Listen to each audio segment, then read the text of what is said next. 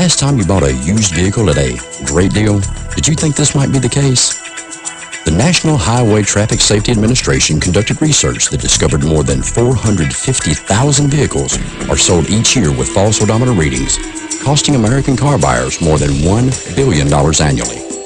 Additional research indicates that in Tennessee alone, there are roughly 10,000 vehicles on Tennessee roadways with altered odometers, costing Tennessee consumers over $38 million. The Tennessee Highway Patrol's Criminal Investigation Division is dedicated to helping Tennesseans if they discover they have been a victim of odometer fraud. For more information, contact your local THP district office. Don't be a victim. Think before you buy. This message is brought to you by the Tennessee Highway Patrol's Auto Theft Unit.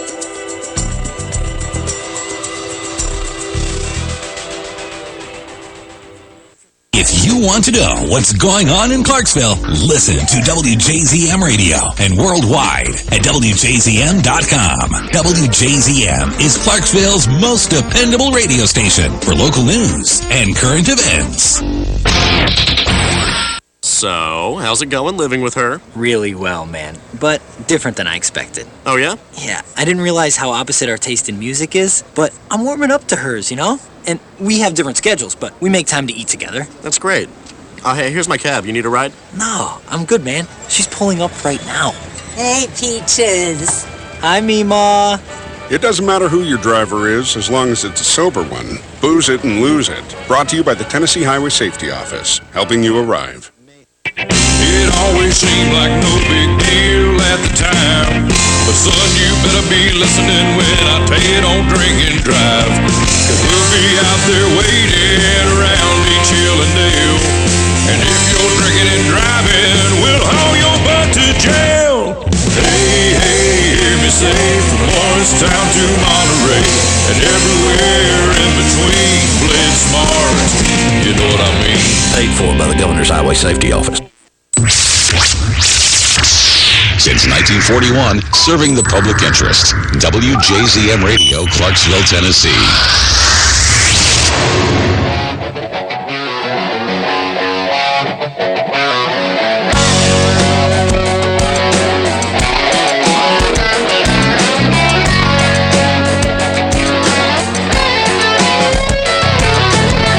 Feeling like a black sheep, living in society where everybody's happy with their spoon-fed false reality. CNN and Fox News spinning us a half-truth, one-sided tweets and blurbs, two wings on the same bird. It's time for Fletcher Long. Every story has two sides, a little right, a little wrong. Let freedom ring through your radio. Come on, let's start the show.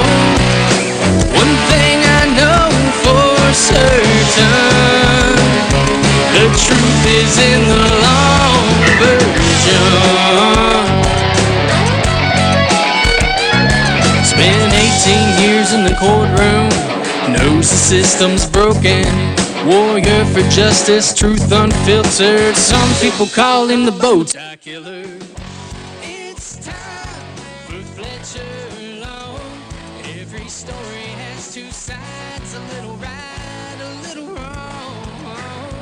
Let freedom ring through your radio. Come on, let's start the show. One thing I know for certain, the truth is in the long version. The truth is in the long version.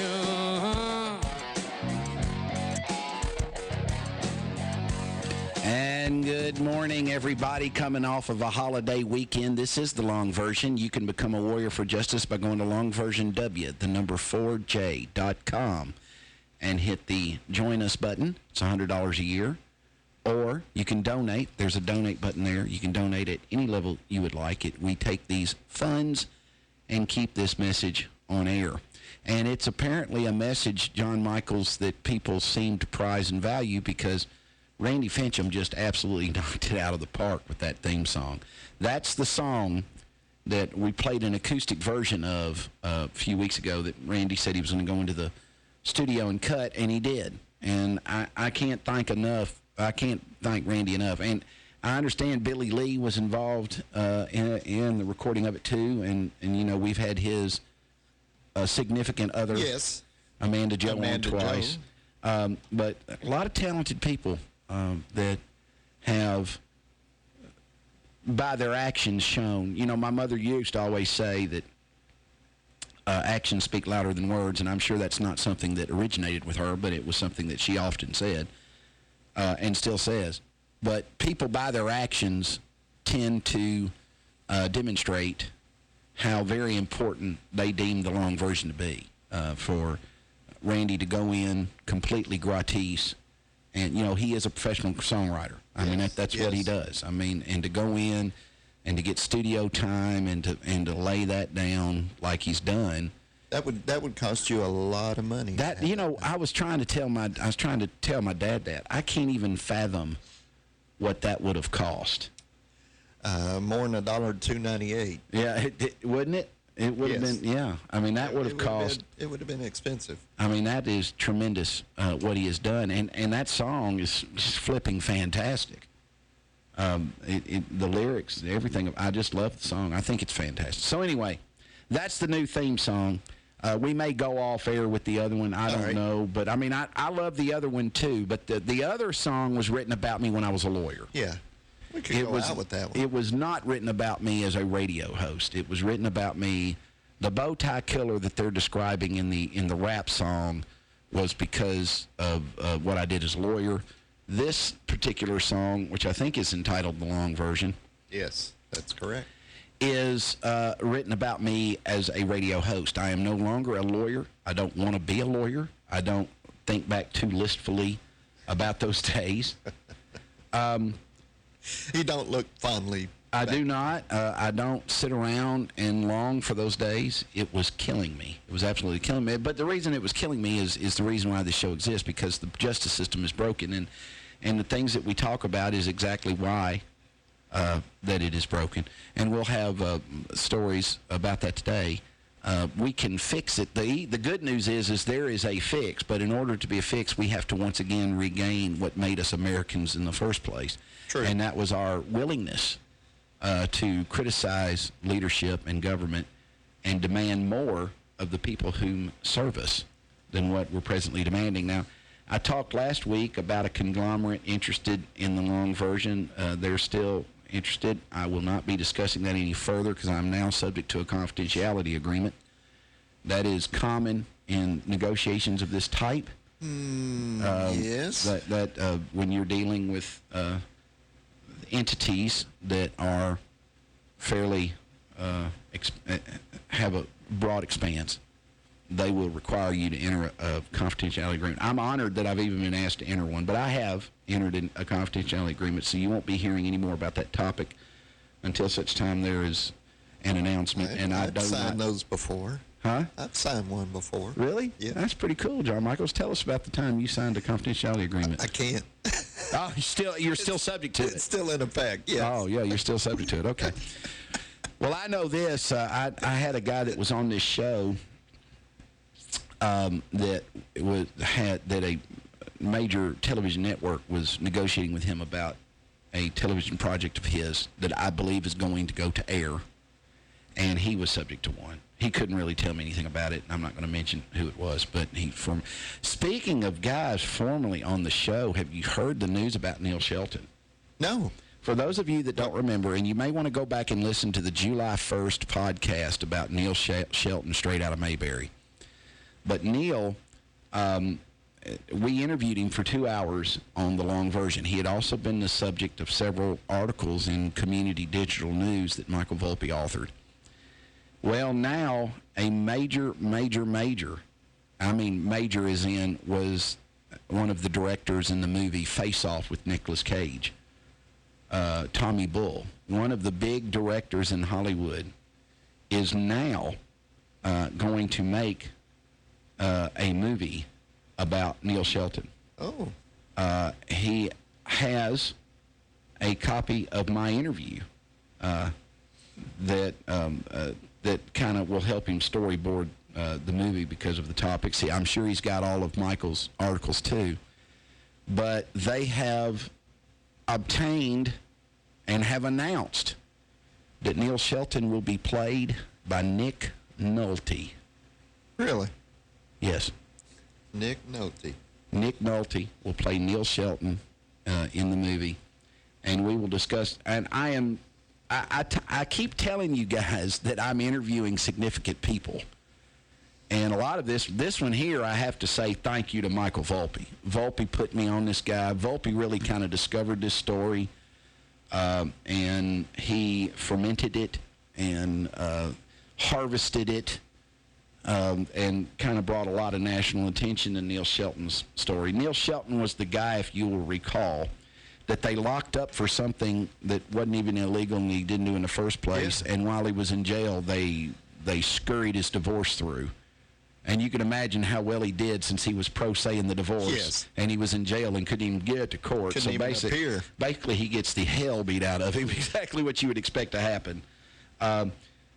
And so anyway, and we've talked, he's filed a lawsuit against several entities there. They filed motions for summary judgment. We discussed the fact that they did not get a complete summary judgment against him. The judge advised them they might need to mediate the matter. We discussed, we've really discussed Neil Shelton's situation thoroughly. Michael Volpe has written about it thoroughly. Michael and I have talked about it thoroughly. Yeah. I think Michael was on with Neil the day that we had Neil on. I think Neil was 1 hour and Michael might have been the other. Yeah, I think maybe that was somewhere on that. But anyway, Neil and I have kept in contact, as I have done with many other former guests that have been on the show. And it's just thrilling that there's going to be a major, and I mean major, motion picture with big stars, big Hollywood pop about Neil's plight, because something needs to be done about the extent to which the family court system is being used as a vehicle to alienate children's affections for one or the other parent, or sometimes even both. And that's just a big, big story, and we've covered it a lot on the long version. But I am thrilled to death, and I know Michael is too. I hadn't talked to Michael about it, but he's thrilled to death too. Also, Dee Dee Wedekind. I think I'm saying her name right. Dee Dee Wedekind with America United may be coming on with me Friday. I'm trying to get her for the entire 2 hours. Now, she is really a big deal. She's in Houston, so she'll be having to appear by phone. But she is a singer-songwriter and has noticed that our country seems to be even more divided than ever. And that's really, son of a motherless whore. Isn't that what the Philippines president said about Obama? Son of a motherless whore. No, just son of a whore. I'm sorry. I think that kind of vitriol isn't helping. No. But Dee Dee Wedekind with America United noticed as a singer-songwriter that our country is divided. So she did what songwriters do. She wrote a single entitled America United, a song that she hopes will make America once again great and heal the divisions in our nation.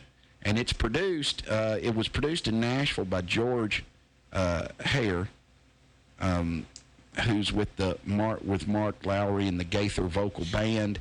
It was originally scribbled in pencil on the back of a program as Dee Dee was sitting in church in the choir loft listening to a patriotic speaker. The inspiration for the song came directly from God, said Dee Dee. The message of reunification for the hearts, minds, and ideals of Americans is more important than ever due to a marked increase in conflicts in our torn apart world. So we're going to have her on, Dee Dee Wedekind, who wrote America United, and she wants to return our country, as do I, to peace, strength, safety, prosperity, and greatness. Well, we probably Why are you laughing? Do you not want to? We probably need to wipe return- out the current slate that's up there right now, and let's start over. I mean, do you not want to return our country to those things? Anyway, it's very commendable. Yes, what but I she's think doing. we'd have to wipe out everything that's up there now. Yeah, Let's start over.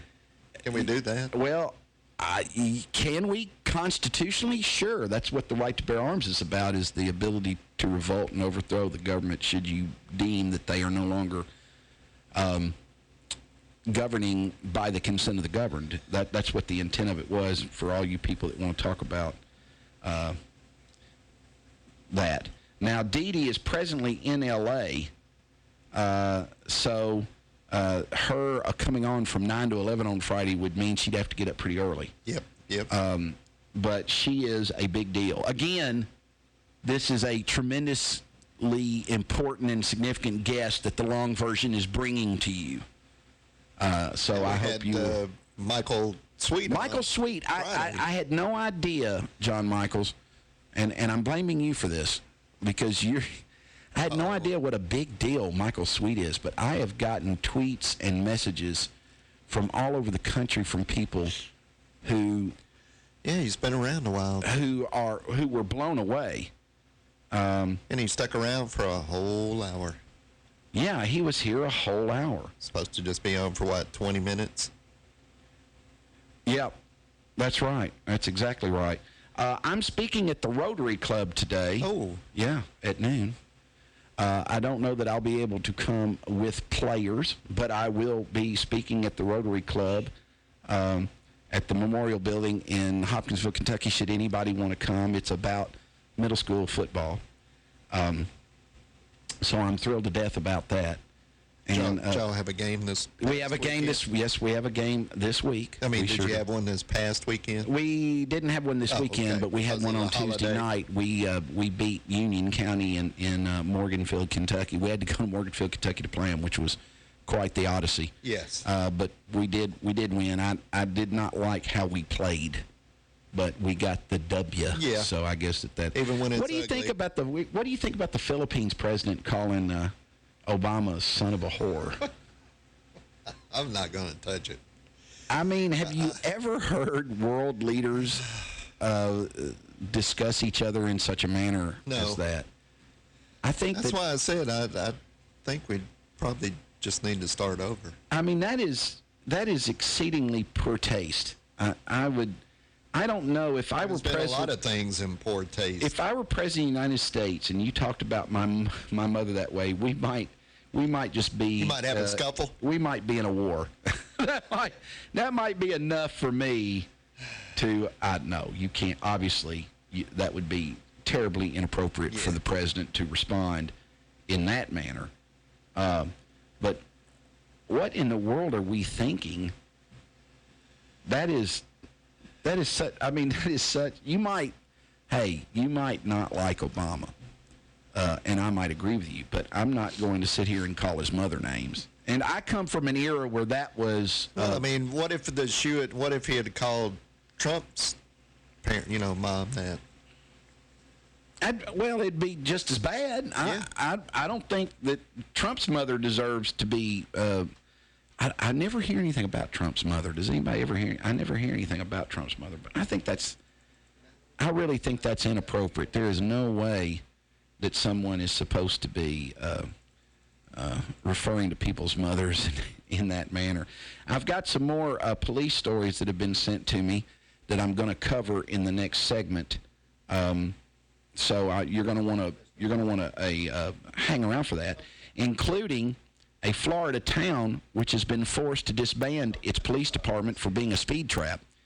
There's a town in the local listening area that had the same thing happen to it, and I was somewhat intricately involved in that. So we'll be talking about that in the next segment, as well as a police chief who was arrested after a scheme to steal cars from poor Latino residents. Well, so it might not be the Mexicans whom are the rapists. At least this isn't Sex with Teens week here. Well, no, we've got one of those too. We've got a Hamilton County deputy was indicted. Hamilton County in Tennessee. That's Tennessee. Chattanooga. Indicted for sexual exploitation of a minor. Come back. We'll be covering these stories and more. You're getting the long version. Keller Williams affiliate broker Jackie Harker knows a family's most valuable asset, whether buying or selling, is the home. Jackie Harker with Keller Williams Realty in Clarksville, Tennessee would tell you her most important investment is in you. Whether buying or selling a mansion or a starter, the smart money is placed with Harker. Keller Williams' Jackie Harker will work tirelessly to make sure your buying or selling experience will be pleasant and your expectations will be exceeded. Call Keller Williams' Jackie Harker at 931-801-3946 today for all your home buying or selling needs. That's 931-801-3946. And remember, whether buying or selling a mansion or a starter, the smart money is placed with Harker. 931-801-3946. Jackie Harker. Call her today. WJZM Radio, Clarksville, Tennessee. A lot of real estate is bought and sold in Clarksville, and all of it has to be inspected, and it has to be done right. It's your largest investment of your life. Do you want to leave its inspection to someone who isn't the best? Of course not. 931-980-5759 gets you the best inspection services. Call Bud Wink at 931-980-5759 to get the home you are buying or selling inspected by the best inspection services. That's 931-980-5759. The best inspection services, changing the quality of home inspections one house at a time. Many people simply believe they will never get in trouble with the law or need a lawyer, whether it's the sobering event beginning with blue lights in the rear view and ending with an arrest for DUI, being charged with a crime, or some unfortunate episode has occurred. The law office of Lynn Morton realizes you may not have planned on needing an attorney. Going to court without a professional qualified lawyer will result in disastrous consequences or an outcome in your case that causes havoc in your life for years. You need representation by a lawyer who not only has specialized knowledge, but who truly understands the anxiety, confusion, and devastation faced by someone facing criminal accusations or dealing with an array of other legal problems. Having an experienced, committed advocate like Lynn Morton on your side can make all the difference in your case. With support and guidance, you will have the ability to face your legal situation with confidence that can only come from knowing your case is in capable, dependable hands. Lynn Morton is dedicated to safeguarding her clients' rights and providing them with the attention and consideration their case and future deserve. For these most bitter moments, Lynn Morton can step forward to lend a helping hand and guide you through every aspect. Call Lynn Morton in your most trying time of need. 931-906-0000.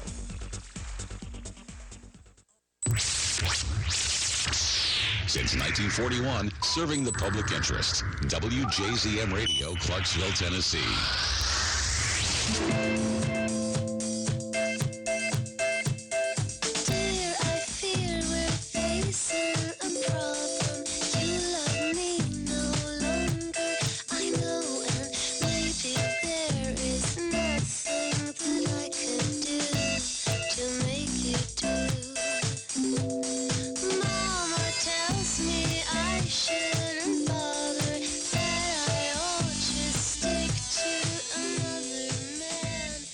You're getting the long version. You can become a warrior for justice and help support the show.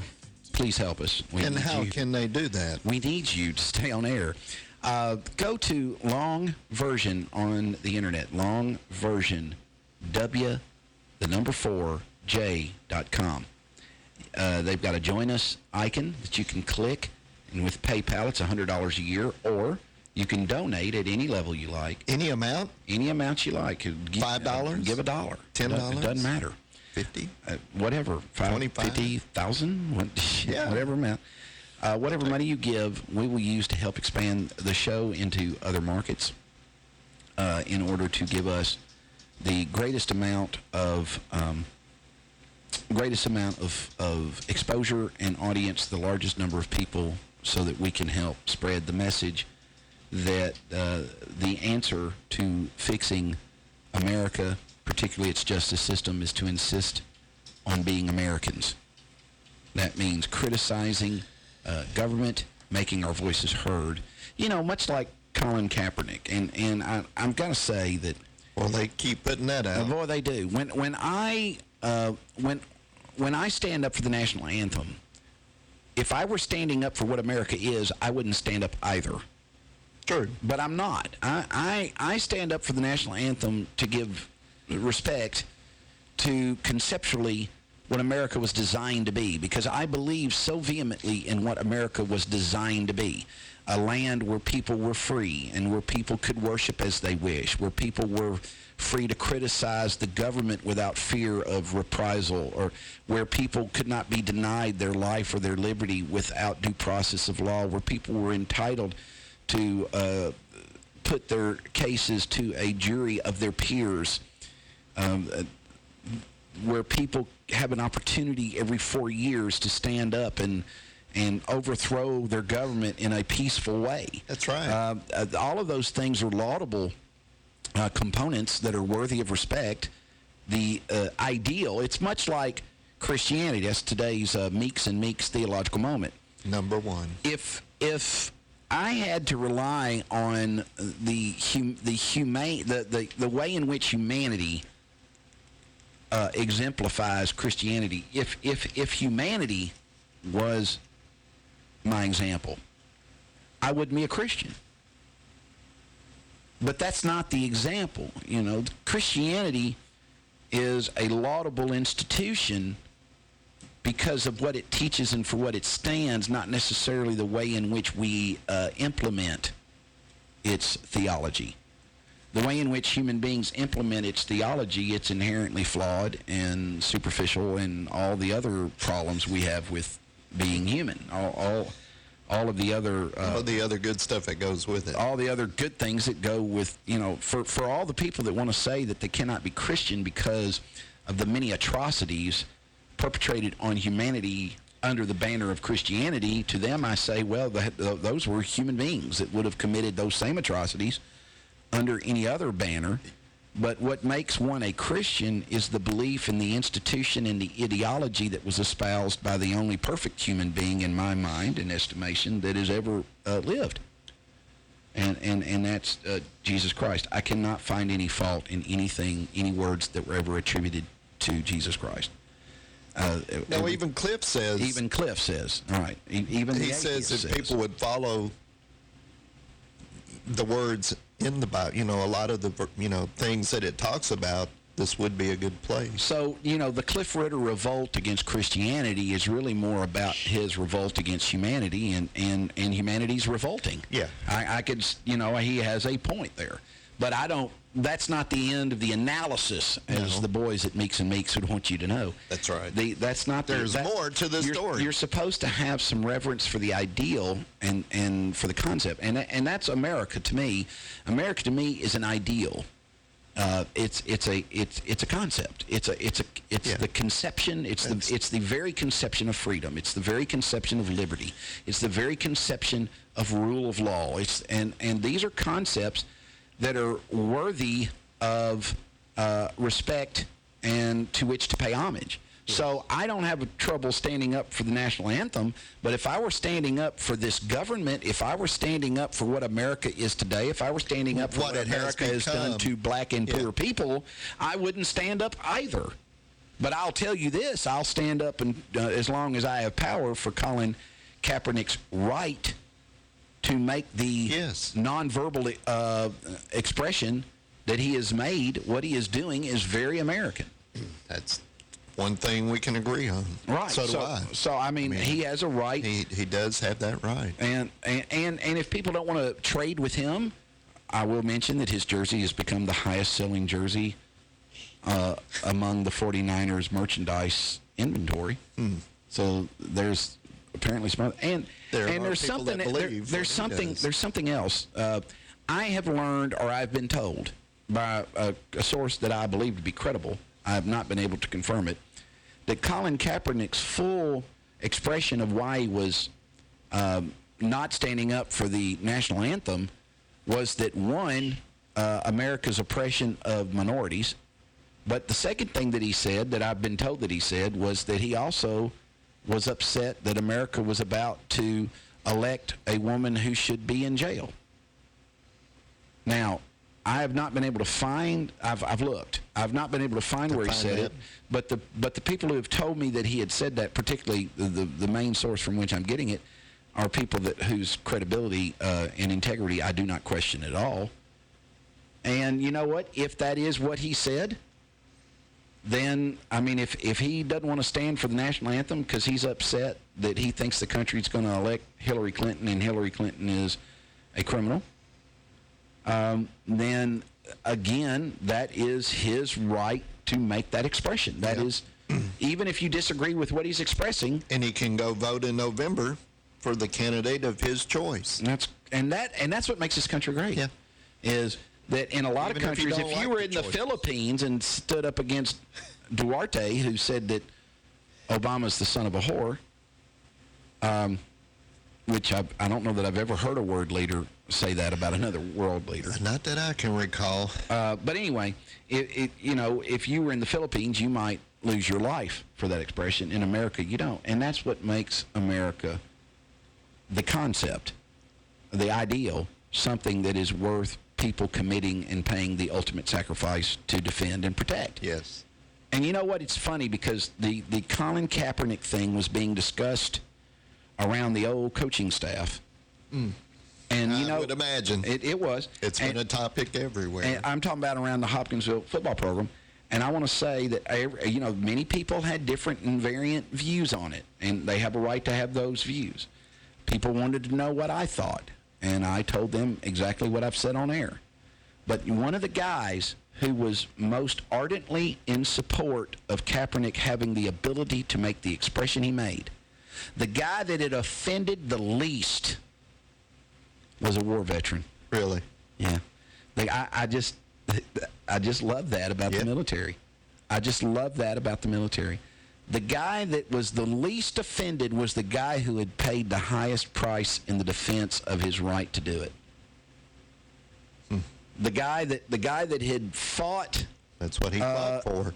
In the war, who had been in the Army and had been in forward areas and fought, looked at everybody in the room and said, I fought for his right to not stand if he didn't want to during the national anthem. And I think he has an absolute right to do it. And that just almost made the entire room shut up. Well, frankly. What was the kind of consensus? Was it 50-50 or which way were they leaning more? Was there more in favor or not? There were some coaches who were absolutely incensed and thought that Colin Kaepernick should be drugged behind a pickup truck for several miles. Yeah. There were coaches who said that I don't agree with his expression. I do agree he has a right to make it.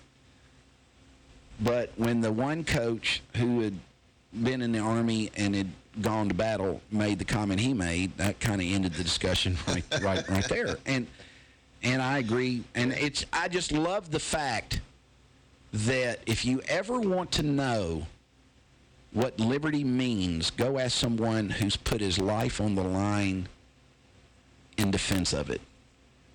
They, more than often than not, and Cliff Ritter counts among their number. And don't ever forget it. Everybody who wants to hate on him and everybody who disagrees with him, every viewpoint Cliff espouses, however vitriolically disgusting I may find most of them to be, every one of them, he's put his life on the line to do that for you and me so that he can make that expression, and I'll be damned if I'm ever going to stop him from making it. You know what I'm saying? Yeah. I don't even think I have the right. No. I don't believe I have the right. And you might not like what he has to say, but boy, he has a right to say it. And so if I can put up with Cliff Ritter, I think the country can put up with Colin Kaepernick. But I want you to know that's why I put up with Cliff Ritter, because Cliff Ritter, he said one time, he said, how dare you question my service record? And I'm very sorry that he interpreted my comments as being a question of his service record, because I do not question his service record. I think that Cliff Ritter is a hero. I think he's a hero. And everybody that has, and I don't question John McCain. And I'm not Donald Trump. I don't just like the ones that didn't get captured. I think that John McCain is a war hero. Yes.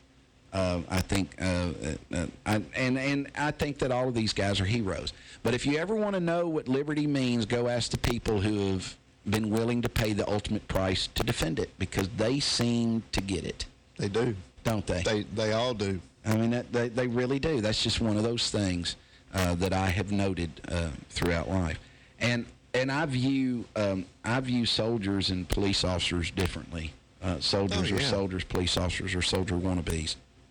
It's a whole different world. There's a whole another thing. Anyway, a Hamilton County deputy has been indicted on charges of sexual exploitation of a minor. This was released by the Tennessee Bureau of Investigation. Their technical services unit. Now, they've got a unit that goes in and searches internet searches and Facebook postings. And that's what the technical... That's what they do, yeah. And they can go into your hard drive and retrieve stuff you've tried to erase and things of that nature. Sexual exploitation of a minor is disseminating photographs that depict minors in either pornographic or exploitive acts. They received information at the TBI from the National Center for Missing and Exploited Children. It was a tip that indicated that an individual was in possession of images suspected to be child pornography on his cell phone. As a result of that investigation, agents developed information that a John Spalding, a deputy with that's Chattanooga, the Hamilton County Sheriff's Office, had those images on his phone. The grand jury returned an indictment charging Spalding, 49, with 6 counts of sexual exploitation of a minor. The Chattanooga man was arrested Thursday and booked into Hamilton County on a $10,000 bond. Now, that's a pretty low bond for 6 counts of sexual exploitation of a minor. Yeah, that's not much. Spalding has been suspended without pay from the Hamilton County Sheriff's Office. You know they're upset with him if they're not going to pay him while he's suspended. But I would say the bond would be much higher for either one of us. Yes. Well, I had a $10,000 bail bond for the grand offense of cheating an insurance policy when I was indicted. This guy I would say we would be under the jail.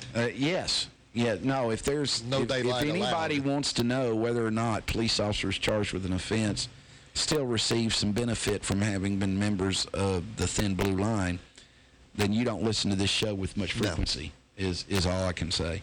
But, this guy is innocent until he's proven guilty. That is true. And, the way in which they came across the information is something that you can attack, too. Not just that he did it. But it just seems to me that the use of cell phone technology in order to engage in activity that is unwise or unlawful is a real good way to get caught. And let me also mention, John Michaels, I talked about this with Jay Duncan this morning because, he's got the morning show and we talk, he's going out, I'm coming in. Yeah. But for all the 22-year-old, almost naked women that send me friend requests, you can stop because I really don't think you want to be my friend. I am a little suspicious. I have befriended a few of you before because you'll have a mutual friend that I think is someone whose judgment I credit. I usually just deny them. And, I get all kinds of pornographic images from you, and then I go run and unfriend you. But I am no longer of the stature, fitness, or age where I really think that women that look like that and have photographs of themselves in that nature really want to be my friend. Yeah. And if they're after money, boy, are they barking up the wrong tree. They've picked the wrong dude. I know dudes my age generally have money, but I kind of defy...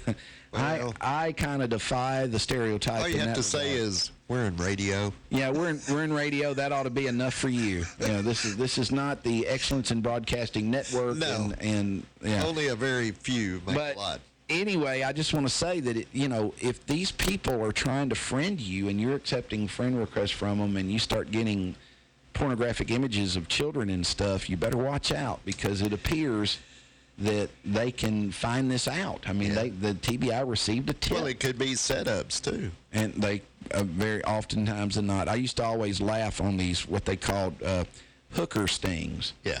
Where First of all, undercover police. Yeah, they would always send out the best-looking woman on the force. Yeah, let's send her. And they'd have her walking up and down the street trying to Dickerson Road. Get business, like in Dickerson Road. Yeah. And I always used to say, I always used to tell people, if there's a really, really good-looking woman selling her wares up and down Dickerson Road, beware. She is a cop. Yeah. Because women that look like that don't work Dickerson Road. That's the long version. Back after these messages. A home is one of the biggest investments you can make. One of the best ways to start your house hunting is to contact a home loan pro you can trust. The 2015 Reader's Choice favorite banker, Matt McWhirter of F&M Mortgage. Call Matt McWhirter at 931-906-0006 or stop by the F&M office in Sango. Equal housing lender, member FDIC. When Clarksville wants to hear what's going on, we did it a little bit different than a typical TIF. A lot of times they're just project related, so you'll go out and you'll just take this parcel of land and you'll create a TIF there. We looked at it from the standpoint, let's create a district. Let's create an area, and people can look and say, well, hey, I like that corner over there. I like that parcel over here. And we actually took it to the state comptroller, and it's the first one that's really been a district that is centered around the Civic Plaza project. That is the project, but we've created this district around that to hopefully get redevelopment, and it's the first one that's been done like that in the state. They hear it on WJZM Radio. There is a name in the Clarksville community we have come to associate with excellence in legal services. That name is Kimberly Turner and Associates, the attorneys who care. There are times in life when reliance on attorneys who care is particularly critical. Family strife is definitely among those times, whether it be divorce, child custody, juvenile delinquent petitions, alimony or child support increases, or any type of strife which invades our personal lives. Kim Turner and Associates are the attorneys who care. Call Kim today at 572-1134 or get an appointment. Perhaps you just stop by her place located at 130 Franklin Street next to the Black Horse. That's 572-1134. Kimberly Turner and Associates are the attorneys who care. Since 1941, serving the public interest. WJZM Radio, Clarksville, Tennessee. Hello, this is Mike Cullison. You're listening to the long version with Fletcher Long.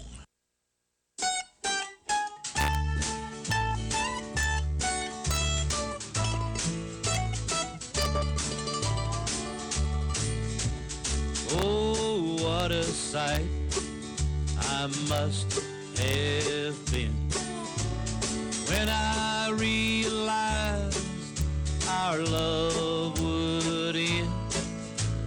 Now I hold the proof. I'm here to say there ain't enough whiskey to wash her memory away. Now that's country. Mike Cullison. And if you don't like Fletcher Long, I'm going to show up at your house and rough you up. I love that dude. He was a fantastic guy. You know, but now that's country. That's country right there. You're getting the long version, and we welcome you back. Go become a warrior for justice. Go to longversionw4j.com and join us. It's $100 a year. You can also donate at any level, or you can send a check, should you choose, to the long version, Post Office Box 648, Clarksville, Tennessee 37040. You know, the next two stories have some local pop because they've happened here locally too. But the police chief, according to Counterculture News, has been arrested out in California, in King City. He and 6 of his deputies, or not deputies, but patrolmen, were arrested Tuesday morning this past week for targeting. I'm sorry. Tuesday morning, yeah, it might have been this morning, for targeting low-income Latinos for a car impounding and confiscation racket. I've heard that story before. Well, you heard it from Greg Lynn when he Yeah, I talked know. about the fact they were rolling Mexicans on the third shift in Springfield and stealing their money. Monterey County District Attorney Dean Flippo, who's we've talked about before on this show because they have a lot of corruption there, said that the victims were economically disadvantaged persons of Hispanic descent who were targeted by having their vehicles impounded, towed, and stored by Miller's Towing. It's not always the Mexicans, John Michael, that are the rapists and pillagers and plunderers. Residents had suspected the scheme for some time. Many residents, unable to speak English, complained in town that police were stealing their cars and money. But because of their disadvantage in society, there was little or nothing about which they could do to not be victimized. I'm not at all surprised by the arrest. I'm just surprised there weren't more charged, said local Vivian Vila. Now maybe some of them are going to feel what we feel when they target us. Vivian owns a local restaurant, which became the focal point for a community meeting about the police corruption scheme. 90% of the community, 150 miles southeast of San Francisco, is Latino. Farm mechanics, Fresno Mendez and Alfonso Perez, said that it seems like they just want a reason to pull you over. Yeah, that's how those police rackets work, guys.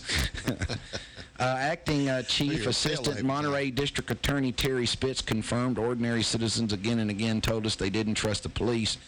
There are more investigations underway. The charges against the 7 officers are as follows. Sergeant Bobby Javier Carrillo, conspiracy to commit a crime accepting a bribe, bribing an executive officer. Acting Police Chief Bruce Edward Miller, accepting a bribe. Civilian Brian Albert Miller, owner of Miller's Towing and brother of Bruce Miller, conspiracy to commit a crime, bribing an executive officer. Former Chief Nick Baldeviez, embezzlement by a public officer. Officer Mario Alonso Motu, embezzlement by a public officer. Officer Jamie Andrade, possession of an assault weapon, illegal storage of a firearm. Sergeant Mark Allen Baker, making criminal threats. One civilian was also arrested, Brian Miller, the brother of Chief Bruce Miller, who owns Miller's Towing Company. So basically, you see how this works, John Michaels? Yeah, I see. The brother of the police chief owns a towing company that they are using and paying with taxpayer funds to tow off cars that they're later going to keep and sell or drive. Everybody's making money. What a racket. Yeah, everybody makes money. Now, everybody says, well, thank God to live around there. Well, Yeah, that guess happened what? 50 minutes right down the road in Springfield. Something very similar to that Yes, happened. And the indeed. first time that I reported it, I lost 3 sponsors. That's right. But it doesn't make it any less true. No. I mean, I can lose sponsors all you want, but you can't hide from the truth, baby. No. So anyway, it has happened here. It does happen here. It's capable of happening here. Oh, yeah. Very much so. But I wanted to tell you about that. And here's... That's why I said that story sounded very familiar. Well, here's one that ought to sound familiar, too. I used to be assistant city judge in a place called Coopertown, Tennessee. I do know the place. And Coopertown was Try to go accused through it of being quickly. a speed trap. Now, I was one of 2 judges. I can only tell you that I always gave people a fair trial. I can remember nights when I dismissed many, many tickets. But anyway, and of course they got rid of me because they weren't happy that I was dismissing tickets. But anyway. Because they wanted money. Yeah, because, it's a fix. It's rigged. City court is supposed to be rigged. You know, when they wanted me to step down as city judge in Springfield, one of the first things they said was, you're supposed to be on our team. And I said, that's a little problem. That's problematic that you think there is a team, and that team is against the citizens. Don't you know you're supposed to be a team player? I mean, the city manager of Springfield said this in the newspaper. He said in the newspaper that, I was supposed to be on their team, and I wasn't. Anyway, there's a North Florida town known as one of the nation's worst speed traps, and that is now voted to disband its police force. Ooh. Waldo City Council voted 4-1 to eliminate the department. You remember I did that story last week about whether police forces should be just disbanded? Yeah. Weeks after the chief and interim chief resigned because of state investigations into issues including an illegal ticket quota. What did I just say? Ticket Illegal quota? ticket. You know, quota. ticket quotas. What doesn't exist. Oh, yeah, no, they don't Officer have after those. officer after officer has No. perjured himself in claiming there's no such thing. There is no such thing. When are you going to learn? When are they going to learn? Because they keep right. City manager Kim Worley told the Gainesville Sun that a Florida Department of Law Enforcement audit found many expensive computer and facilities fixes were needed, a cost the small town cannot afford. The move follows a revolt by 5 Waldo officers, and good for them, who had a conscience, who said that they were forced to meet an illegal ticket quota and that evidence was being stored improperly by the department's interim chief. Asked if the situation rings well with him, Gordon Smith, the sheriff in neighboring Bradford County, said, "It doesn't, because you're creating this cash cow where there's cash register justice." Bingo. And that's why you don't need ticket quotas, because how do you know that they're not just doing it because they're short of funds? Oh, yeah. They need a little extra money. Smith, and this is why, this is why you can't listen to an officer testify and just give him the benefit of the doubt. And they've had quotas forever, though. As long And as they I have can lied remember. Forever. And now they may call it something, it's not a quota, but we're targeting It's not a this quota. It's a specific area. We know there's been It's a speeders. required number of tickets we have to write if we want to gain advancement, not a quota. No, Oh, no. gee, We're just targeting a specific area. We're just targeting the Mexicans, man. They're murderers and rapists. Smith was put in charge of the police department in Hampton, 9 miles down State Highway 301, after the city's police department was disbanded this year. Now, that's Waldo and Hampton, both towns, okay? Several town officials are suspected of stealing some of the money raised by fines. Smith, the sheriff, you remember, he said that's legalized robbery. No, sir, robbery's illegal. Yeah. Whether you have a badge or a gun or not. And we shouldn't be doing that. Good for him. That's legalized robbery. No, sir, that's just robbery. There is no such thing as legalized robbery. It's just stealing. It's just stealing. And the fact that you happen to be a police officer doesn't make it okay to steal or make it not stealing. You know, we've got some stuff we need taken care of around here, so you need to kind of go up on your tickets this month. Well, and like I said, I got one time, and I told this story not long ago, I got a hold of a memorandum from the THP where they actually just set out exactly what their ticket quota That's right. Procedure was. They denied and how it led to advancement and ratings. Of course it does. Now, Brock Turner has been released from jail. And I know everybody has seen this because it's been all over the news. Brock Turner is the Stanford swimmer who was caught in flagrante delicto committing a rape around a trash receptacle on the Stanford campus. And he was found guilty of rape. And he was the guy that was sentenced to 6 months because of the terrible impact going to jail would have on him. Oh, my God.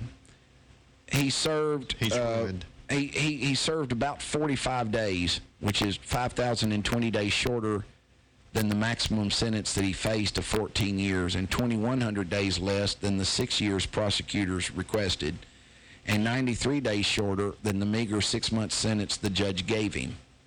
Okay, so he's released after 3 months. Turner took a short walk from the Santa Clara County facility where he was being held to the safety of the car that was whisking him away to comfort and security. He's from a very wealthy family. Yeah, they all went to Hooters after. Oh, I hope not. I hope not. Video of his release was shared on the internet, and outrage just erupted. It was incredibly unsettling, says Yahoo News, to think about how lightly the state of California took the crime. If you are personally triggered or feeling upset or afraid, the most important thing now is to feel despair. The word is actually fairer than we think. The public cry for justice is a lot harsher than any time spent in protective custody. Turner was shielded from the outside world. In the outside world, he is screwed, according to the author of this article. So what they are saying is maybe Brock Turner's going free will turn out to be the best thing to happen to rape. Now, let me give you an example. O.J. Simpson being acquitted was the best thing that ever happened to prosecutors. Yeah. Because defense attorneys still face the mentality daily of you're not going to O.J. me. And I guess that's they'll still a face terminology that's around. Yeah, you're not O.J.ing me. You've heard people say this. Oh, yeah. It didn't originate in this studio. No. You're not going to O.J. me. And it really became exponentially easier. We started forgiving prosecutors for cheating and lying when we excused it because O.J. did it anyway. That's really when it started. Now, maybe that L.A. County wasn't willing to give them a pass, but we as a country have come to give it a pass. As a society, we have. Because we believe the greater good is served when we just let them do whatever, when we let them implement whatever trick or deception is required to get the people that we've already deemed to be bad people. Even though that is not American, it's not democratic, and it has nothing to do with the justice system our founders envisioned. We know they're bad, but we're just helping adding a little extra to get rid of them. So, rape is never a good thing, says the author of this article, but there are many reasons why his short sentence is better for the fight against rape culture in the long run. It brought much needed attention to the prevalence of rape culture, predatory behavior, and white privilege on college campuses. It also revealed the complete bias of the media, who continue to refer to Brock Turner as Stanford swimmer rather than convicted rapist. And that's probably the most disgusting thing. Stanford swimmer instead of convicted rapist. Here's a list of things that have happened as a direct result, according to this author, of Brock Turner's actions and the disregard Judge Persky had for justice. Now that he's out of jail, Brock Turner has 3 years of probation and must register as a sex offender. If he returns home to Greene County, Ohio, within 5 days of his return, he must go to the Greene County Sheriff's Department to be photographed and officially registered as a sex offender. Postcards will be mailed to alert nearby homeowners that a sex offender lives in the area, here or anywhere he lives. So what? That's not enough, you say? Here's more. A new California rape bill inspired by Turner's case passed the Assembly on Monday with a final vote of 77-1, which ensures that anyone in California convicted of sex assault can't be sentenced to probation because of his case. Really?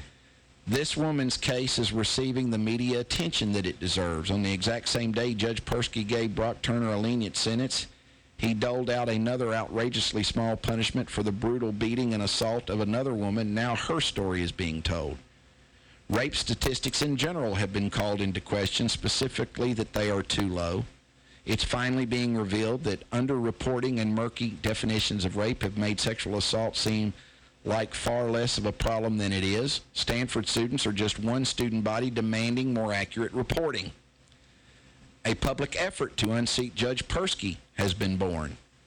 Stanford law professor Michelle Dauber personally knows the victim and headed up efforts to have him removed from the bench. Are they calling Judge Persky the victim? That's what it sounds like. I don't know that he's a victim. I don't think so. An organized effort to end rape culture was born. The F Rape Culture movement held events in cities across the world collecting thousands of signatures, demanding the removal of Judge Persky.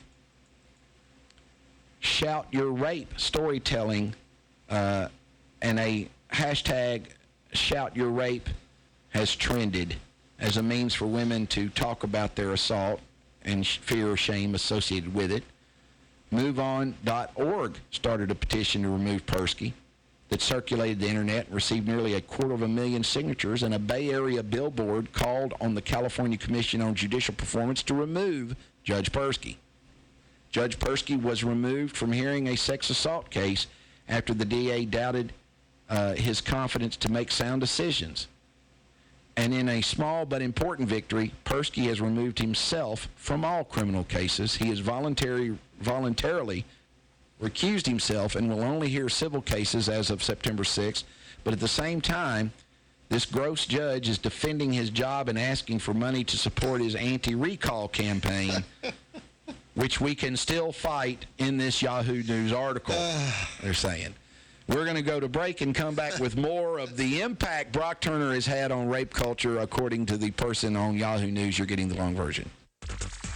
Many people simply believe they will never get in trouble with the law or need a lawyer, whether it's the sobering event beginning with blue lights in the rear view and ending with an arrest for DUI, being charged with a crime, or some unfortunate episode has occurred. The law office of Lynn Morton realizes you may not have planned on needing an attorney. Going to court without a professional qualified lawyer will result in disastrous consequences or an outcome in your case that causes havoc in your life for years. You need representation by a lawyer who not only has specialized knowledge, but who truly understands the anxiety, confusion, and devastation faced by someone facing criminal accusations or dealing with an array of other legal problems. Having an experienced, committed advocate like Lynn Morton on your side can make all the difference in your case. With support and guidance, you will have the ability to face your legal situation with confidence that can only come from knowing your case is in capable, dependable hands. Lynn Morton is dedicated to safeguarding her clients' rights and providing them with the attention and consideration their case and future deserve. For these most bitter moments, Lynn Morton can step forward to lend a helping hand and guide you through every aspect. Call Lynn Morton in your most trying time of need, 931-906-0000.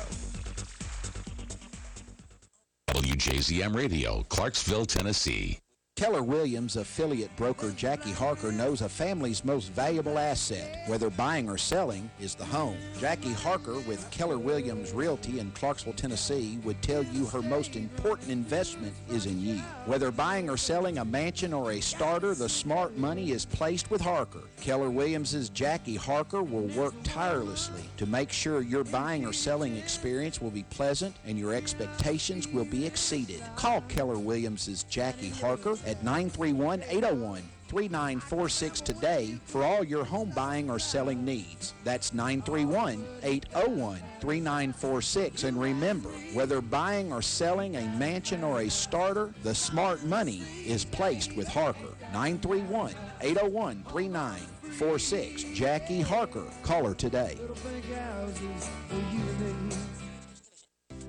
A lot of real estate is bought and sold in Clarksville, and all of it has to be inspected, and it has to be done right. It's your largest investment of your life. Do you want to leave its inspection to someone who isn't the best? Of course not. 931-980-5759 gets you the best inspection services. Call Bud Wink at 931-980-5759 to get the home you are buying or selling inspected by the best inspection services. That's 931-980-5759. The best inspection services, changing the quality of home inspections one house at a time. Since 1941, serving the public interest. WJZM Radio, Clarksville, Tennessee.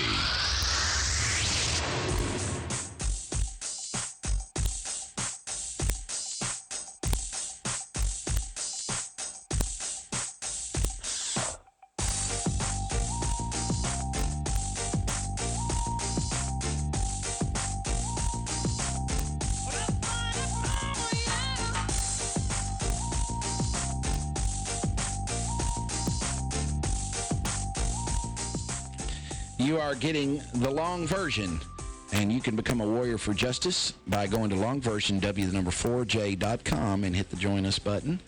It's $100 a year.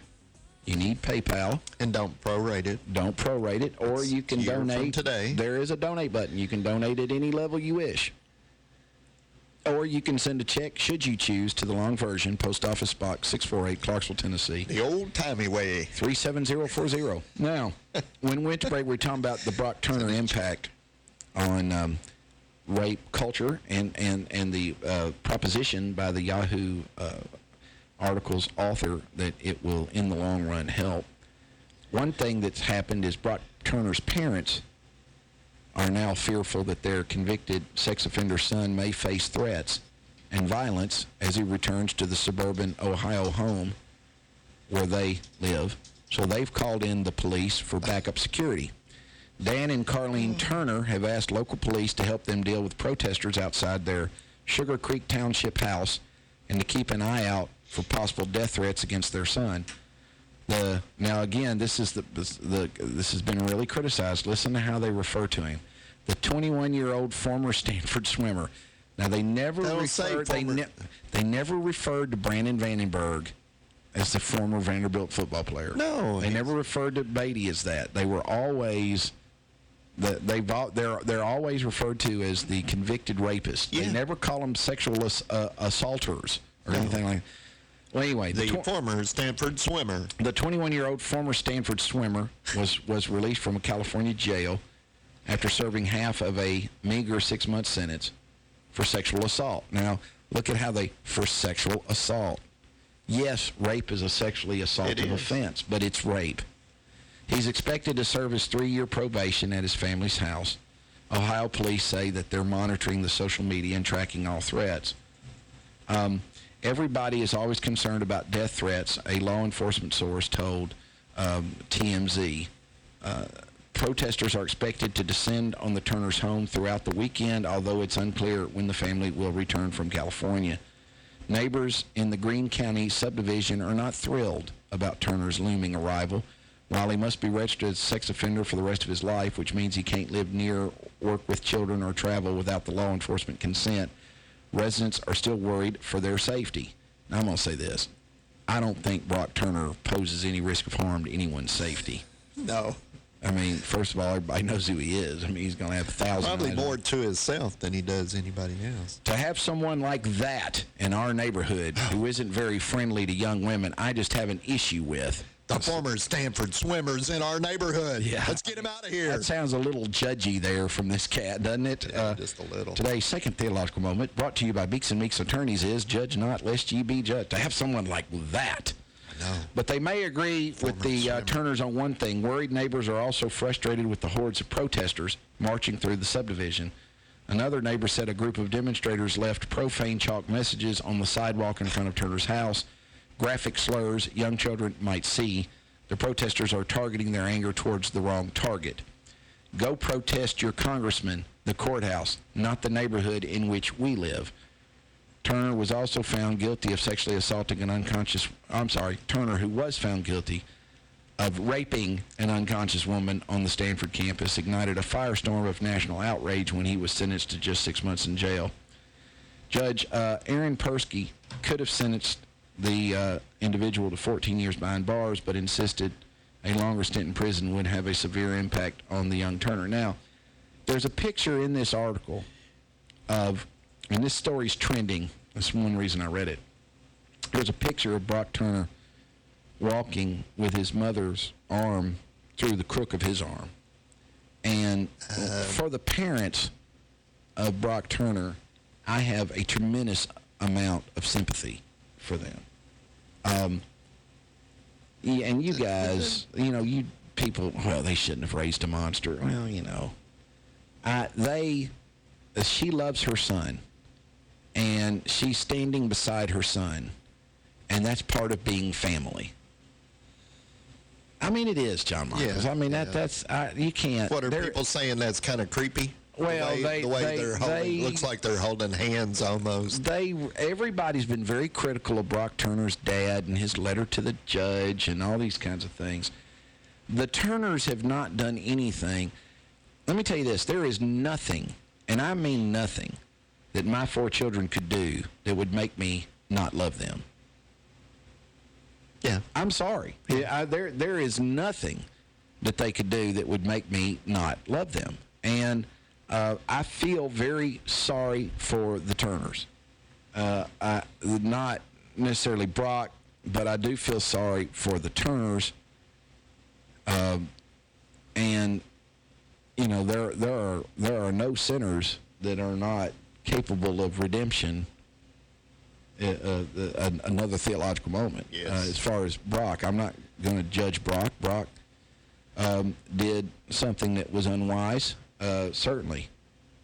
But if this situation helps rape culture on campuses, alcohol abuse on campuses, then I think it can turn out a good thing. To be a good thing. And it's never a good thing when a young woman is raped or taken advantage of. That's never a good thing. And his life will never be the same.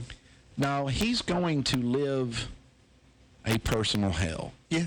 He's going to live under this thing's shadow forever. There's no way to rescue him from that. He will bear, if you will, a much worse scarlet letter than I have ever had to bear. And so, I mean, but I can't say that I cannot say that I hold any personal animus toward either of his parents. Yeah. Well, you can. And and I've got 4 children, and I cannot say that we are. You raise children, you do the best you can do. You try to hope that they turn out well, and sometimes they don't. But I don't know that it's always the parents' fault. No, so. It's not. I mean, people will say it. Well, if you'd have raised them right, they wouldn't have done that kind of stuff. That's an easy thing to say. Isn't it? That's just an easy thing to say. Because the shoe's not on their foot. Right, and they never. But if it was their son or daughter, they would be doing the same thing, or you would hope they would, and feel the same pain that these parents feel. Now, I want to talk about the Gretchen Carlson has settled her lawsuit against Roger Ailes for $20 million. $20 million. But before I get into that, if you ever want to know what happens to you if you report police officers for doing wrong, then you need to read the story that has just come out in Counter Current News, where, I'm sorry, good cops that report misconduct. Hang on, I got a cough.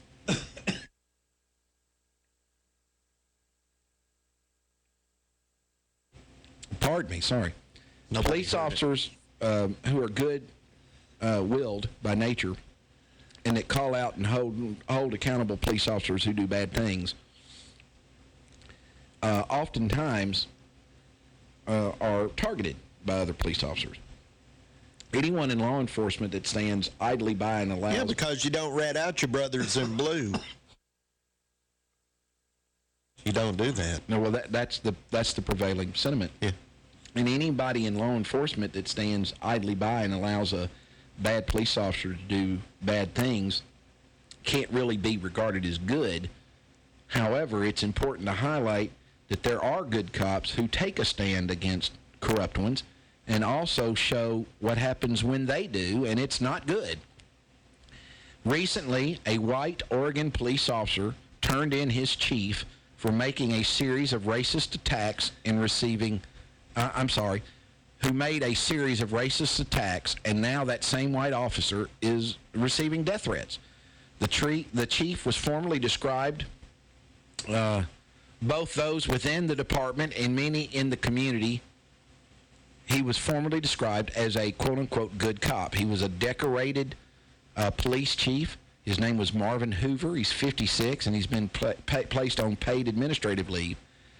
And a local resident named Amy Driscoll said that that it just feels disgusting, and that the reason why she's affected by this is because she has seen her father being mistreated by police officers. Driscoll told local reporters that it hit her hard and affected her on a personal level.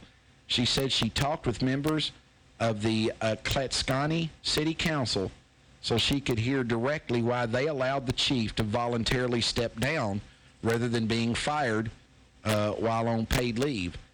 That left a lot of us going, what's the context of these comments? What happened, and how did they get this information? But once the details came forward, they didn't argue in the now former chief's favor. The Department of Public Safety in Oregon released an official report on the chief's alleged racism. In that report, 2 police officers stated that Chief Hoover would make monkey sounds. Now, you tell me if this is racist. Monkeys. He would make monkey sounds and prance around the room, putting his hands under his armpits, comparing these actions to those of African Americans. Oh, that sounds a little racist to me. I'm reaching for alternative interpretations of that. Finding none, we go on. No, I can't. The racism was so overt that none could deny it. Even the chief didn't deny it. Chief Hoover was comparing African Americans to monkeys. I began to become extremely uncomfortable, Officer Alex Stone explains in his official complaint. I have never been in a work environment where a manager, especially an executive officer, is openly racist. Oliver Stone states further in a document that Chief Hoover's racist remarks were in the context of an African-American woman saying she would file a lawsuit against the Department for Racism and Discrimination. The actions and comments were the chief's response, and they include the report where this was all reported. It says here that Stone said that at the shift change, Chief Hoover, McQuitty, and Officer Gibson, and they all began discussing the day's events in the break room. And that's when he made the monkey gestures, Chief Hoover, and then said, that's what she is. So it's hard to, I don't know how you interpret that as anything else. But now, but see, this police officer reports this situation, makes that an instant report, and now he is getting death threats. Because he ratted on one of his brothers in blue. He crossed the thin blue line. He crossed that line that you don't cross. Now, what does that mean exactly? Well, it means that if you're a police officer and there's another officer who's being corrupt, you look the other way. You're still honor-bound to report it. No, you look the other way. Is that what you... Well, I think that's what's going on. Yeah, that is what's going on. We cannot allow that. I mean, they are supposed to report it, but why would they when stuff like this happens? He reports something, and then people want to kill him. Go ask Frank Serpico. Yeah. Ask him. Go ask Greg Lynn. Yeah. He knows all about it. All right. It just doesn't make sense. Former Fox News Channel anchor Gretchen Carlson settled her harassment lawsuit against Roger Ailes. And she's a pauper now. The case that led to the downfall of Fox's chief executive with stunning swiftness. In a statement Tuesday, Fox parent company 21st Century said... Oh, swiftness. I thought you said stiffness. I'm sorry. We regret and apologize for the fact that Gretchen was not treated with the respect and dignity that she and all of our colleagues deserve. Carlson was paid $20 million. Now, guys, let me explain something to you. They don't hand $20 million checks to liars. No. If there's one thing that a company cannot stand to do, it's to stroke a $20 million check. Boy, you ain't kidding. I mean, especially Fox News. They cannot. I mean, they have it, but they don't want to get rid of it. The evidence against Ailes must have been just overwhelming. According to someone familiar, and didn't Trump hire him as a campaign advisor? Yeah. Probably not smart. Anyway, well, according to someone familiar with the confidential settlement who spoke under condition of anonymity, Carlson alleged that she was demoted and let go from Fox after she refused Ailes' sexual advances and complained about workplace harassment. Ailes denies these charges, but 21st Century launched an investigation and Ailes resigned after other women made allegations. Carlson said she was ready to move on to the next chapter in her life and plans to help empower women in the workplace. I want to thank all the brave women who came forward to tell their own stories and the many people across the country who embraced and supported me. And I will not share any of my $20 million with any of you. Well, you helped. Let me just I'm sure there's money down the line for them as well. Let me just say this. Somewhat. I did some civil practice, and I was not just a criminal defense attorney. And my experience with insurance companies, and that's who would ultimately, if not, I mean, 21st Century may be paying this out of their own pocket. Yeah. But any entity that has these type of resources don't go around stroking checks to people. No.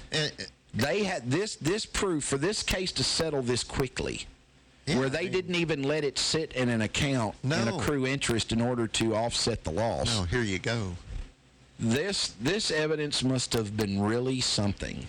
Now that this is done and she accepts the money, she won't be able to really talk about it. No, they'll have her sign something to be quiet. Yes, they'll have her sign, and oftentimes they'll have them sign something that says this really never happened. For $20 million, we want you to say that Roger Ailes is awesome. And I don't think she'll say that. I don't know that she'll say that, but I mean, I've seen that before. Yeah. But I'll tell you this, Donald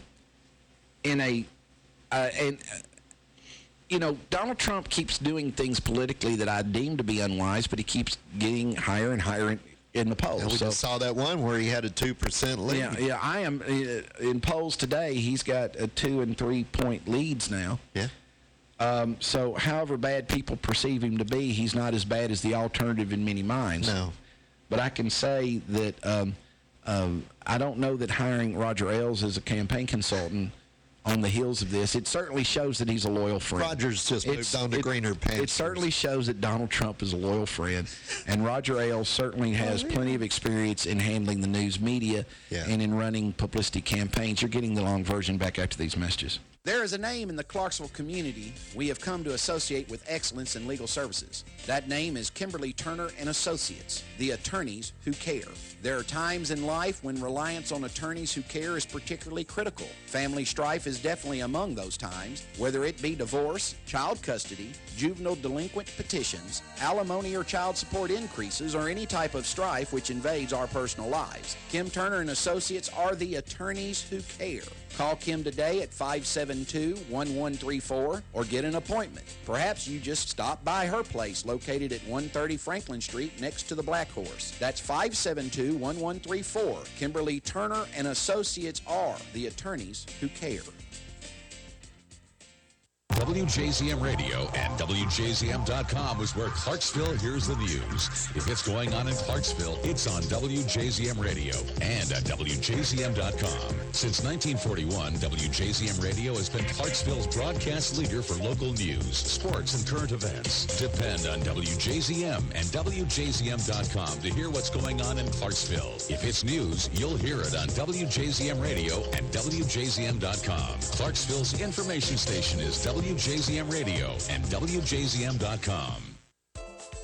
A home is one of the biggest investments you can make. One of the best ways to start your house hunting is to contact a home loan pro you can trust. The 2015 Reader's Choice favorite banker, Matt McWhirter of F&M Mortgage. Call Matt McWhirter at 931-906-0006 or stop by the F&M office in Sango. Equal housing lender, member FDIC. WJZM Radio, Clarksville, Tennessee. Hey, this is Randy Fincham, and you're listening to America's new favorite talk show, The Long Version with Fletcher Long.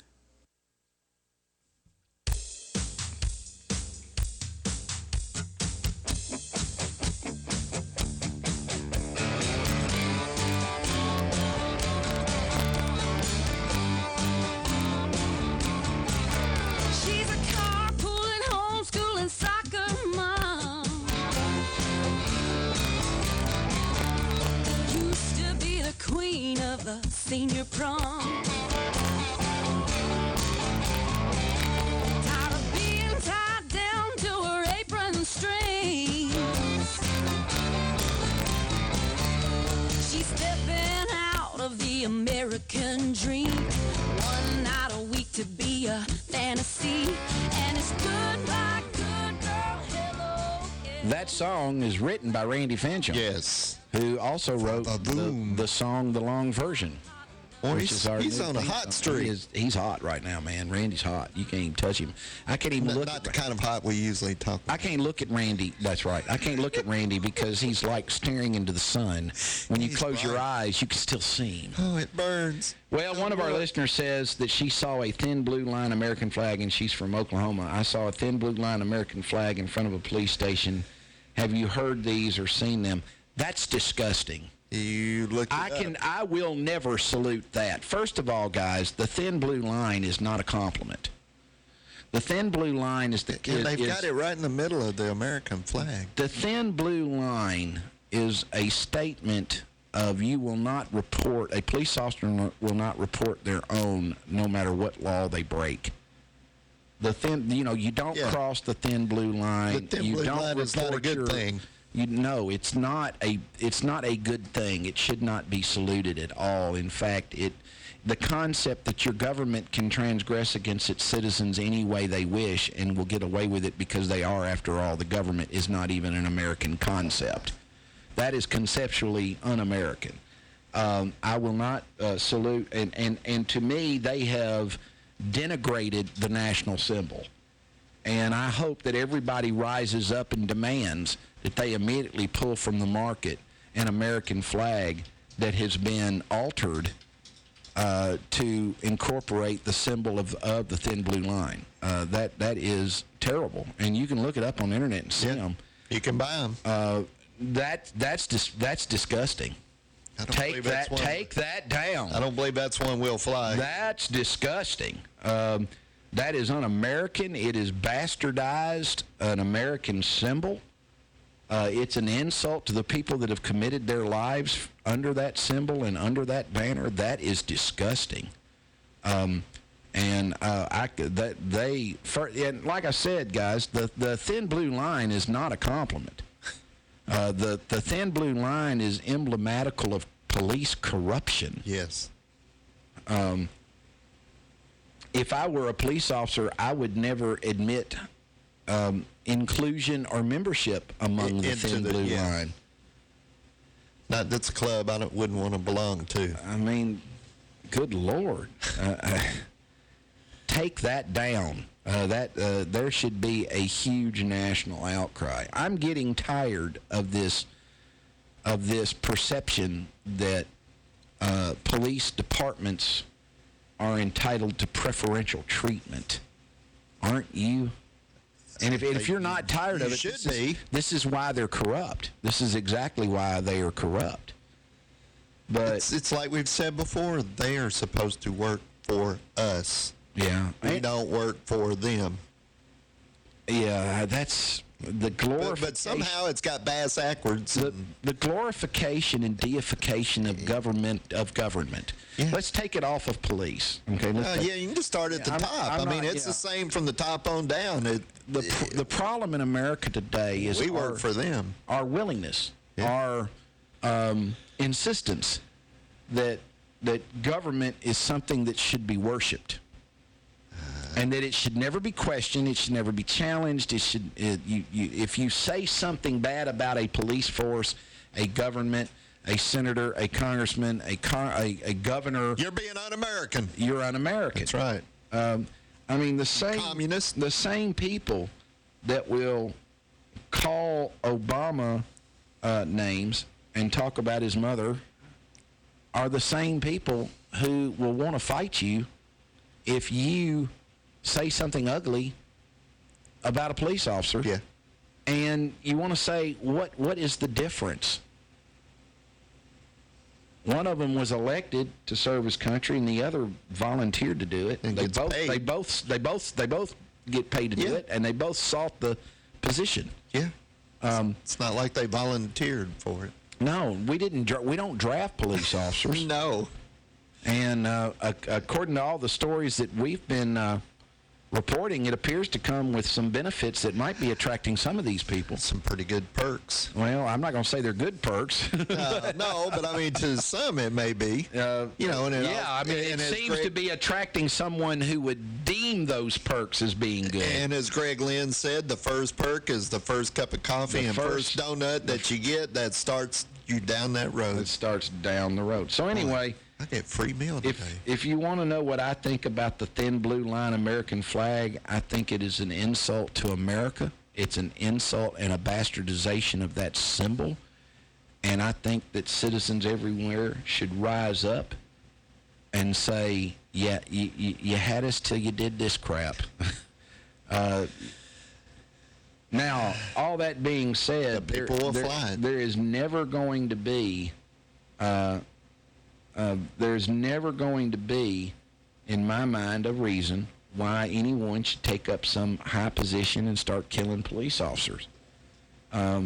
No. If we want to do something about police corruption, the first thing we have to do is admit to ourselves that it exists. Yeah. That's the first thing. We have to attribute to police officers the exact same weaknesses that's inherent with humanity that every other human being from which they all suffer. And we're subject to the same frailties, the same biases, the same fallacies. So vices. We need to admit that there's a problem. That's the first thing. Okay. But anyway, I cannot more strongly condemn the American flag that has been altered to include a thin blue line, because the thin blue line is something that we should stamp out. Yes. Shouldn't be in a flag. No, it's not something that we should glorify. It should be stamped out and eradicated. Now, if anybody would like to debate that with me, you're welcome to. You come, bring it. If you want any, come on down. But that's not, and it's not any takers. It's not a compliment. I've never heard the thin blue line referred to as anything other than something you just don't cross. Yeah. If you're a police officer and your fellow officer violates a civil right, breaks a law, and the old concept of the thin blue line historically was the press. It was very popular in movies, but if I've got to fracture a law to catch the bad guy, you'll look the other way and you won't say anything about it, because that's the thin blue line, and we take up for our own. That's right. We don't rat on each other. It's very similar to the mafiosi concept of omerta. Yeah. And remember, the mafia considers themselves soldiers. That's true. They consider themselves the Italian citizenry's police. And they did for a long time. I don't think anything that mocks an organized criminal organization that has been so widely criticized, I don't think anything that mocks their organization should be lauded because it pertains to the police. Yeah. It looks like that Hillary's headed down to Florida because she's concerned. She's kind of concerned. That is a key state. She has come out. She took a wide-ranging, according to Yahoo News and Good Morning America, she took some questions from the traveling press corps for the first time in over a month, responding to a report in the Post that the United States intelligence agencies are investigating potential Russian interference in the U.S. election. Now, if you will recall, it was attributed to the Russians, the email leaks that have been disseminated that are taking its toll on Clinton support, and insinuated when Donald Trump tweeted out that he wanted the Russians to do this, it was insinuated that that was an act of treason to request of a foreign power that they interject themselves into a domestic election. Give us a hand. Right, is something that is not countenanced or permitted. It's one of the few times that Trump ever backed away from something he had done and attributed it to sarcasm, is what I'm. Yeah, that's right. He did. He said that was a sarcastic remark. But anyway, Clinton says we've never had a foreign adversarial power be already involved in our electoral process. We've never had a nominee of one of our major parties urging the Russians to hack more, said Clinton.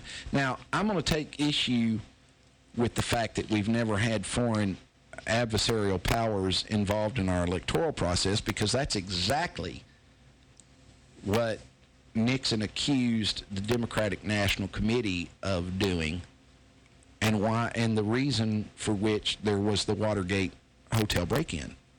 Yeah, because he wanted to find out what they were doing. He believed that the Soviet Union at the time, was the Soviet Union, was going to conquer, or was trying to conquer, America internally. Yeah, they would conquer us from the inside. And they wouldn't have to march over the border. They would Khrushchev take over. Promised that he would do. Yeah, that's true. And it was Reagan's belief, and this is how people like G. Gordon Liddy agreed to participate in this particular break-in, that the DNC was being funded by Soviet money. Yeah, by the Kremlin. And that was the whole purpose. So we can't really say that we've never had this happen before, because we have had it happen before. Yeah. Clinton goes on to say, I think it's intriguing that the activity has happened around the time that Trump became the nominee, and he very early on allied himself with Putin's policies, she alleges. Clinton, speaking to reporters aboard her new campaign plane dubbed Hill Force One, or the ego on these people. You know what I mean? Seriously. Hill Force One. Hill Force One. Said that the credible report on the probe, which the Post says is being coordinated by the U.S. Director of National Intelligence, shows that we need to be on guard to protect our electoral system at all levels, and we have to make it clear that we're not going to let anyone interfere with decisions of the American people. Incidentally, the Philippine president, Duarte, that said that Obama was the son of a whore, is considered the Filipino Trump. Oh. Well, no wonder they get along so well, probably. Well, they'll be big buddies. They have been likened, and I think it's because of their tell-it-like-it-is phraseology that is not politically correct at all, which is very attractive to a lot of voters. It is. In an interview with Bloomberg News, Putin referred to the hacking of the Democratic National Committee as a public service and didn't seem to care about whom coordinated the attack. Listen, does it even matter who hacked this data, said Putin. The important thing is the content that was given to the public. Clinton described Putin's response as a concern. From my perspective, having met with and watched Putin through the years, when I saw his response to that question, it was very clear he's quite satisfied with himself. Clinton repeated what her running mate, Tim Kaine, said on This Week on ABC, that this is like Watergate. See, I mean, I hadn't even read this article before. And there comes the Watergate reference. It is stunning that we are facing this, and especially from a foreign power, said Clinton during her press availability with reporters. Clinton also took questions about the notes the FBI released about her use of personal email server during her time as the Secretary of State, the Clinton Foundation, trade, and her health. The former Secretary of State, whom Trump is accused of not having the stamina to be president, brushed off his attacks. I'm not concerned about conspiracy theories. There are so many of them I've lost track, and so I pay no attention to them. Clinton excused herself from reporters because of a cough. Upon returning, water in hand, she joked, "One thing you know from my doctor's letter is I have seasonal allergies." I imagine that she was kind of worried about. She's sick. Yeah. I have to chafe at the suggestion that this never before happened, because it has. It has. I think that the Citizens United court decision lends our political process to meddling by foreign powers. Of course. I think. And I think we have a right to be concerned. I wish I had a rosier outlook, John Michaels. I really do. I wish that I can tell you this. We can no longer turn a blind eye to some of the intrinsic problems that our government has. And it all starts with this damned insistence, this citizenry insistence, that the government deserves the benefit of the doubt. All things being equal, that it is they whom are telling the truth, and it is the citizen complaining about them who is a nut. That is a very dangerous. What if we'd have looked at Thomas Paine, who wrote Common Sense, at the time that we led a revolt against the sovereignty from which we were supposed to be loyal subjects? And what if we would have just dismissed all of his complaints as being the complaint of a nut? Yeah. He's just a nut. hogwash. Now, I'm sure in his day people thought he was a nut. Yeah. So I'm not saying that didn't occur. But this country, and this is so very important, all you thin blue line flag wavers, this country was born on the aspiration that a citizen could not only govern himself, but could make decisions about his government, could criticize his government, should be able to criticize his government without fear of reprisal. That you should be able to hide the figurative, if not the literal Jew in your attic without fear of losing everything, life included. Yes. What happened to it? And if history has taught us nothing else, John Michaels, it should have taught us that government is capable of indescribable cruelty, undeniable imbecility. I might have just made up that word, being stupid, being an imbecile. Is capable of just overt malfeasance and dishonesty, and is something that is not the least bit worthy of worship. No. Respect the ideal. Yeah. Stand up for what it should mean. Stand up for the principle. Of course. But don't turn a blind eye to what it is actually. And be like sheep in a herd of sheep. Don't. Let's just do what they say. As Henry Wadsworth Longfellow once wrote, be not like dumb, driven cattle. Yeah. Be a hero in the strife. That's the long version. Back after these messages. A lot of real estate is bought and sold in Clarksville, and all of it has to be inspected, and it has to be done right. It's your largest investment of your life. Do you want to leave its inspection to someone who isn't the best? Of course not. 931-980-5759 gets you the best inspection services. Call Bud Wink at 931-980-5759 to get the home you are buying or selling inspected by the best inspection services. That's 931-980-5759. The best inspection services, changing the quality of home inspections one house at a time.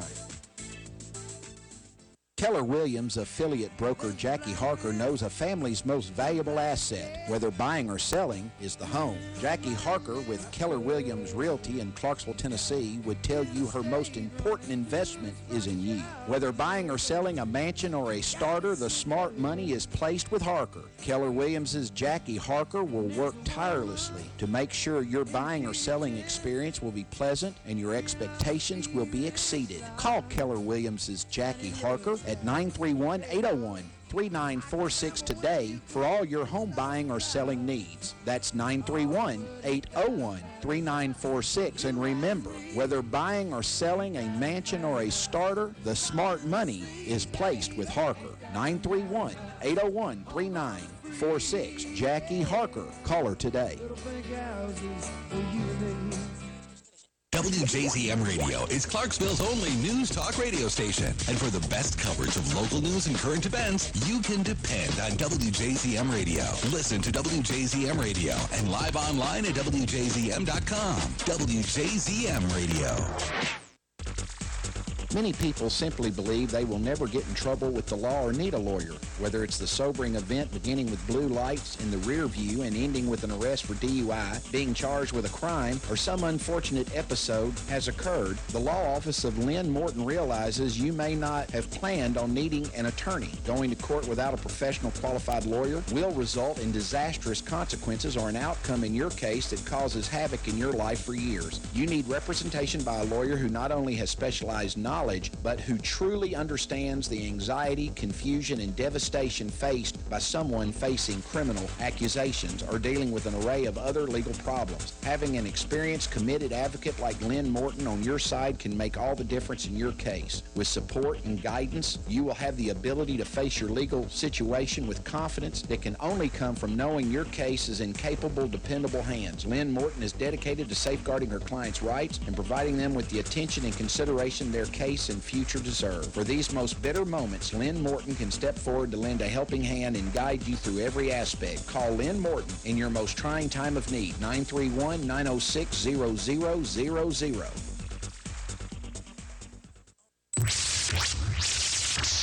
Since 1941, serving the public interest. WJZM Radio, Clarksville, Tennessee.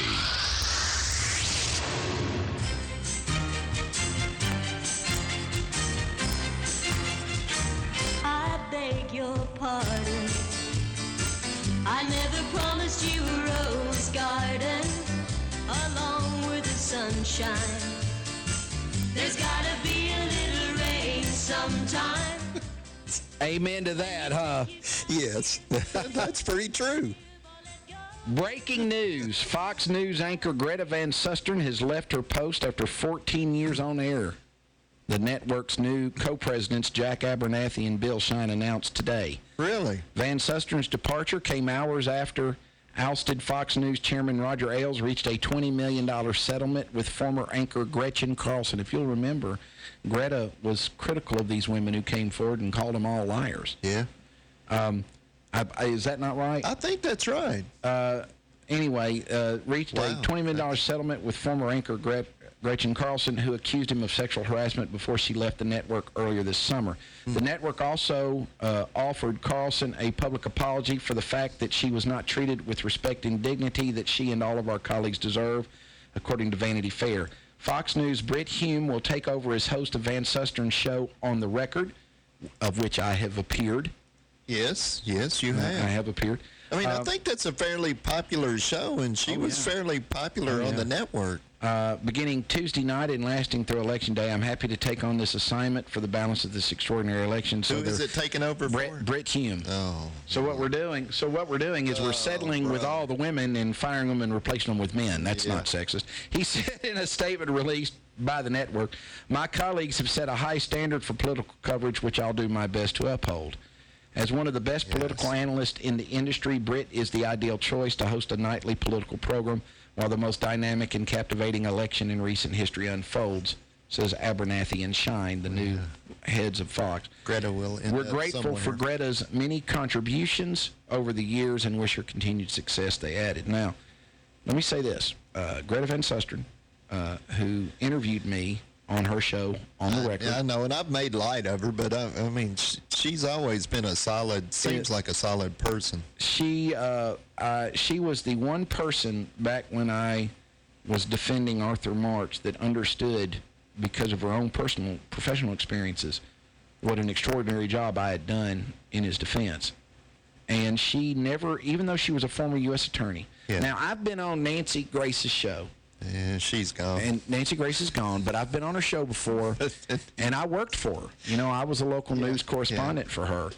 But she always treated me like I was a piece of crap. Yeah. Like, she really resented what I did for a living. Greta Van Susteren. She's just using you because you had some info she wanted. I was good on television. Yeah. I mean, I know how to talk. I mean, those are valuable commodities in that medium. But Greta Van Susteren, even though she had employed her wares as a lawyer in opposite to what I did, never always treated me with respect. Yeah. And was kind and was flattering of my efforts, even though they were not popular efforts. Yeah. And I always held her in high esteem. Yeah. I'm very sorry that it didn't work out with her, and I hope I didn't mischaracterize her position in the Roger Ailes dispute, but I kind of remember her very distinctly, is what I recall. I remember her distinctly taking the side of Roger Ailes. Yeah. Am I wrong? Well, it seems like I remember It seems to me that the only one who really came out for Gretchen Carlson was Trump's favorite person. Yeah, the lady that... Megyn Kelly. Yeah, leads out of whatever. Yeah. Anyway, I hope that Greta catches on somewhere. I think she will. And I hope she catches on somewhere. She'll probably end up at the Communist News Network or one of those. Could you see her going to CNN? Somebody wants to know if Greta got money. Those details have not been disclosed. Well, I would think that she was entitled to some sort of severance. Yeah. But they have not given those details. Because she did not leave on her own accord. Right. No, they've fired her. Yeah. Is what time to go. I want to thank Michael Volpe for sending that to me. Michael. Thanks. That's big news. He listens to the show, and he is an ardent contributor. And I'm sure that he's as proud as I that someone that he and I have both interviewed, he in a print medium and me on radio, that they're making this feature film about the very story that we interviewed, the very situation about which we talked. It just goes to show how bringing matters to light can impact society, and that is the role that Michael and I play in society, and that John Michaels plays in society. And it's a role of which I'm quite proud. How about you? Yes, I am. I think you're doing good.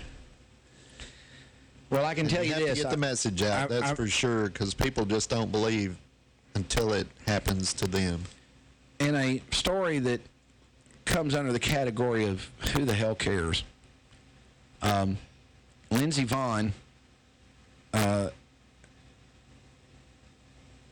is talking about Tiger Woods' breakup with Bear Grylls.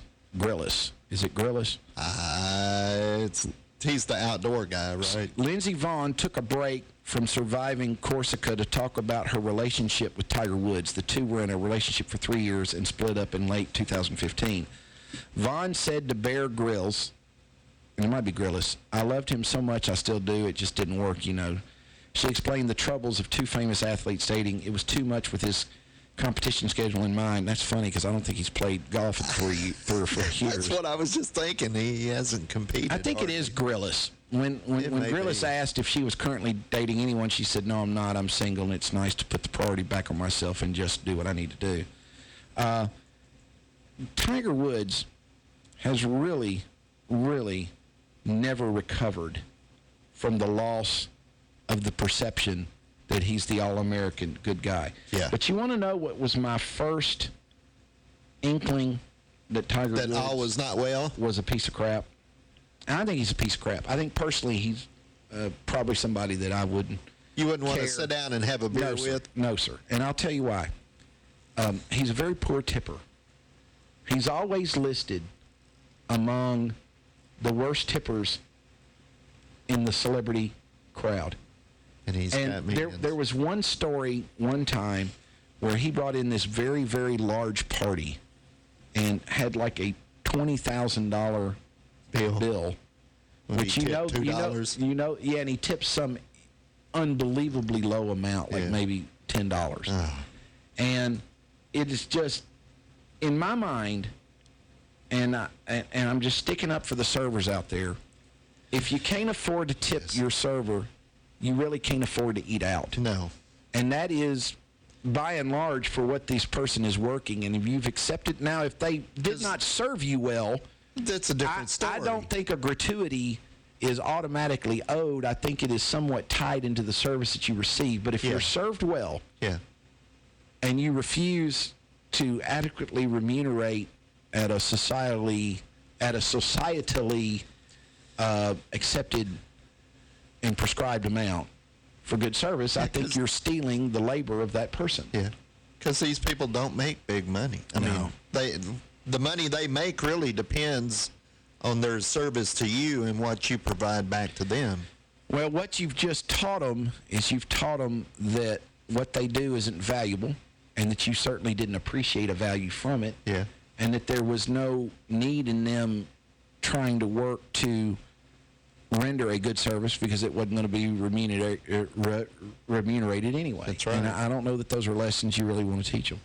But we got a short week this week. Tomorrow is going to be weigh-in Wednesday. It will be.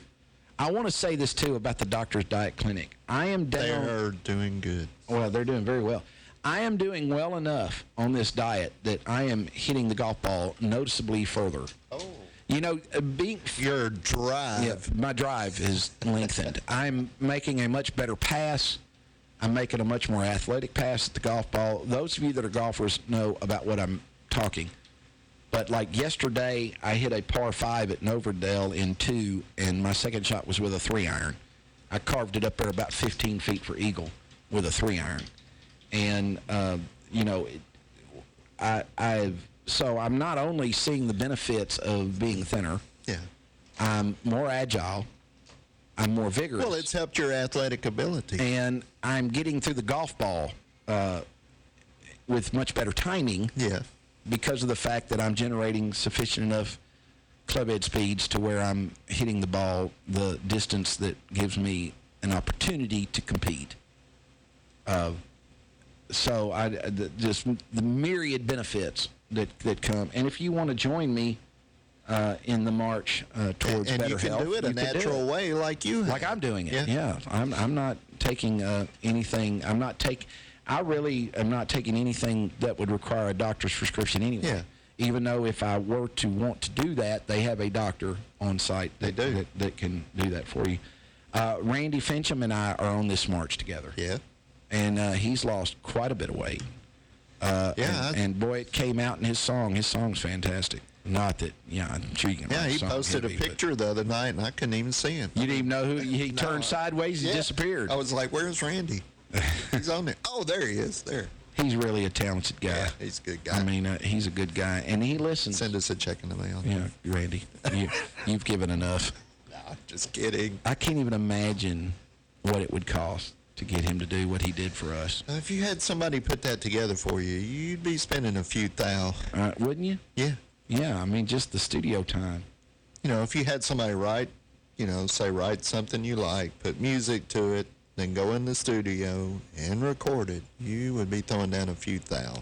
I guess, and I don't know that a kite surfer in New Caledonia was killed by a shark in Australia. And to this, I can only say, the shark jump out of the water and that's what you get. That's what you get for surfing. It says here, a shark savaged an Australian kite surfer off of New Caledonia in the second fatal attack in the South Pacific in 6 months, officials said. Sharknado.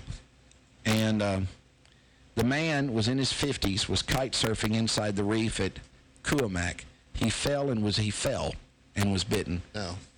Nicholas Renault, head of the Archipelago's Marine Rescue Coordination Center, told the AFP.